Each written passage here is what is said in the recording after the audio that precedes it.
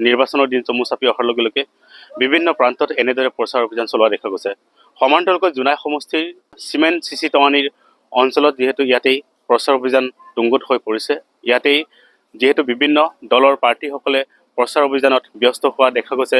মই বৰ্তমান উপস্থিত আছোঁ কোলাজান গাঁও পঞ্চায়তত, আৰু কোলাজান গাঁও পঞ্চায়তত ইয়াতে জিলা পৰিষদৰ দ্বিতীয়বাৰৰ বাবে প্ৰতিনিধিত্ব আগবঢ়াবলৈ আগবাঢ়িছে। যিহেতু তৃতীয়বাৰৰ বাবে ৰাইজৰ ওচৰত আগবাঢ়ি আহিছে বন্তিবালা পেগু, আৰু তেওঁ এনেদৰে কোলাজান গাঁৱত ইয়াত ৰাতিপুৱাৰে পৰা যিহেতু দিন ৰাতি একাকাৰ কৰি প্ৰচাৰ অভিযানত ব্যস্ত হোৱা দেখা গৈছে।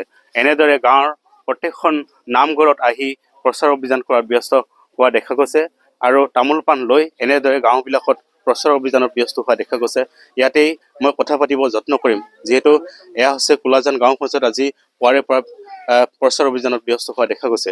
আৰু মই পোনে পোনে কথা পাতিব বিচাৰিছোঁ, যিহেতু এবাৰ তৃতীয়বাৰৰ বাবে আপুনি পুনৰ ৰাইজৰ ওচৰত আহিছে জিলা পৰিষদৰ হৈ, কি ক'ব? প্ৰচাৰ অভিযান কেনেধৰণে আৰম্ভ কৰিছে? প্ৰচাৰ অভিযান আমি আজি ৰাতিপুৱাৰ পৰা আমাৰ কোলাজান অন্তৰ্গত থকা আমাৰ এই কোলাজান ৫ নং ৱাৰ্ডত আমি ঘৰে ঘৰে আমাৰ জ্যেষ্ঠসকলক আমি তামোল পাণৰ পৰা আমি আশীৰ্বাদ বিচাৰিবলৈ আহিছোঁ।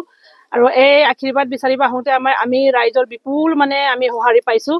আৰু এই ৰাঙত থকা এই ৱাৰ্ডত থকা আমাৰ প্ৰত্যেকটো নামঘৰ আৰু প্ৰতিটো আমাৰ ইয়াতে গীৰ্জা আছে, গীৰ্জাৰ আমাৰ এই নামঘৰসমূহত আমি আশীৰ্বাদ ল'বলৈ আজি আহিছোঁ। আৰু ৰাইজে বহুত আমাক ভাল পাইছে আৰু মৰম কৰিছে। আৰু আমাৰ আশা আছে এই ৫ নং ৱাৰ্ডত আমাৰ ৯৭০টা আমাৰ ভোটাৰ্ছ আছে, ভোটাৰ্ছৰ পৰা আমি 100% আমি পাম ভোট। আপুনি বিগত দুটা পৰিকল্পনা ৰাইজৰ ওচৰত সেৱা জনাইছে, কি কি উন্নয়নৰ কাম কৰি আহিছে? উন্নয়নটো ক'বলৈ গ'লে আমি কৰিছোঁ, যথেষ্ট আমি কৰিছোঁ।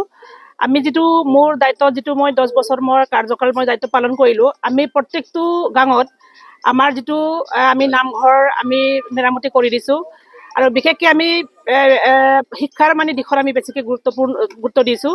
আমি শিক্ষাৰ আমাৰ আমাৰ LP স্কুল, বিশেষকৈ LP স্কুল, ME স্কুল, হাই স্কুল, আমি যিমান পাৰোঁ উন্নয়ন আমি চৰকাৰী আঁচনি যিমান পাইছোঁ আমি শিক্ষাৰ দিশতো কৰিছোঁ। আৰু আমাৰ ৰাইজৰ অনুষ্ঠান পৰিচালনাটো আমি কৰিছোঁ। এবাৰ কি আশাত আপোনাক ভোট দিব বুলি ভাবিছে?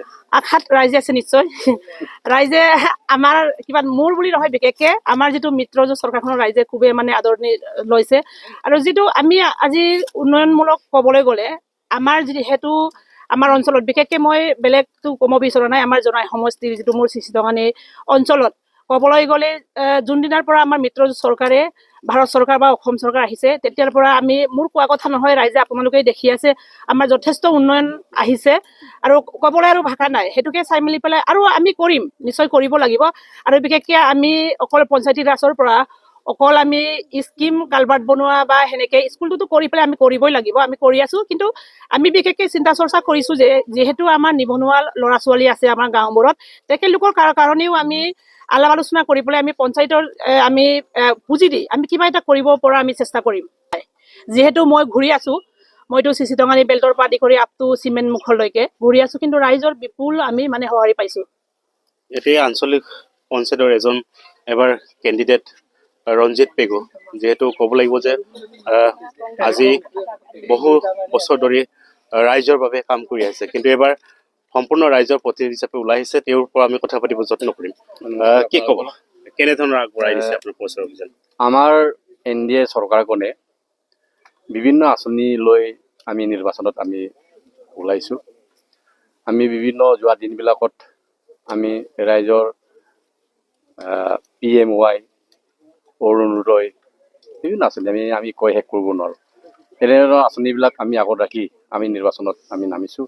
আৰু আহি থকা দিনবিলাকতো আমাৰ নতুনকৈ ৰাইজৰ দুখীয়া পৰিয়ালক যেনে PMAY আৰু অন্যান্য ব্যক্তিগত বেনিফিচাৰী যিটো আমি চৰকাৰে ৰাইজ উপকৃত হ'ব, আমি দুখীয়া ৰাইজক যিখিনি আমি দিলে সেইবিলাকৰ উপকৃত হ'ব। সেনেকুৱা ধৰণৰ আঁচনিবিলাক আমি আগত ৰাখি আমি নিৰ্বাচনত আমি নামিছোঁ। আৰু আমাৰ NDA চৰকাৰখনে ইণ্ডিয়া লেভেলতে হওক অসমতে হওক আমি ৰাইজৰ পৰামৰ্শ আৰু ৰাইজে যিটো বিচাৰিছে সেইটোকে আমি আগত ৰাখি আমি নিৰ্বাচনত নামিছোঁ। এয়া আছিল যিহেতু 12 নং চিচি টঙানীৰ যি পাৰ্টি, যি সমৰ্থিত পাৰ্টি, ইয়াতে বন্তিৱালা পেগু, তাৰ লগতে আছে AP মেম্বাৰ ৰঞ্জিত পেগু। এনেদৰে পুৱাৰে পৰা যিহেতু ৰাইজৰ ওচৰত আহি ৰাইজৰ ওচৰত সেৱা জনাই এনেদৰে প্ৰচাৰ অভিযান চলোৱা দেখা গৈছে।